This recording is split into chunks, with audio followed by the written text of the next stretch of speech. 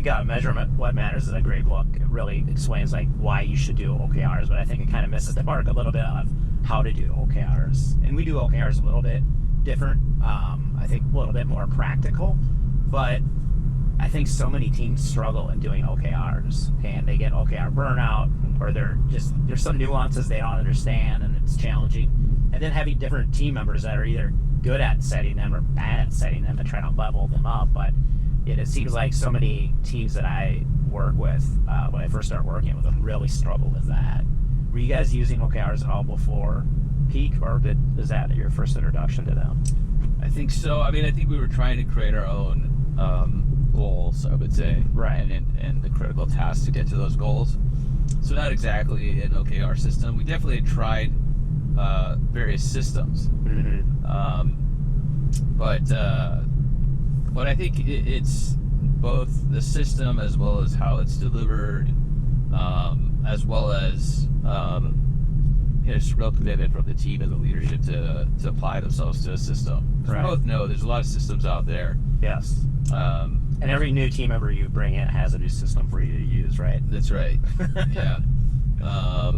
So I think, what we liked about Peak the most, and in particular working with you, was not every system is built for venture-backed companies, and not every moderator, coach, etc. is familiar with, the challenge that exists for venture-backed early-stage tech teams, and so we were excited by the fact that knowledge was a part of the system that was delivered to us, and that we didn't need to question, do we need to customize this further for the work that we're trying to do or for the journey that we're on? Right.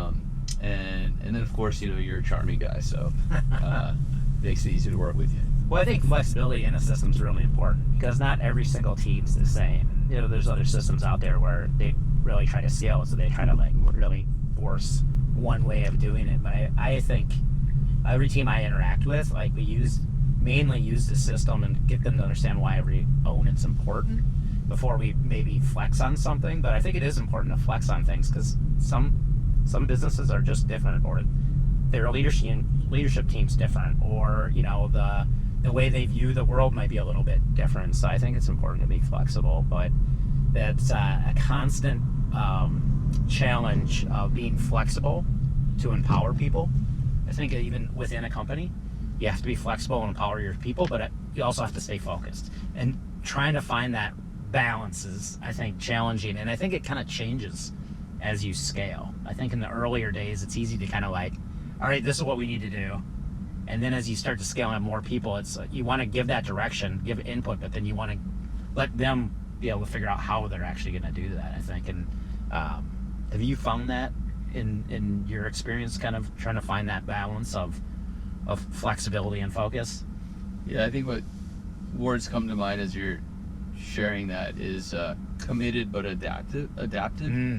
So committed but adaptive. Yeah. Both from a leadership standpoint as well as honestly motivation to the team. You've got to deliver a commitment to an execution plan that comes with confidence around your understanding of the opportunity. But there's these feedback loops that are going on constantly, and so also adapting effectively and efficiently to feedback that you're getting from the data, whether it be one of your team members sharing insights from their experience or actual data coming off of product use.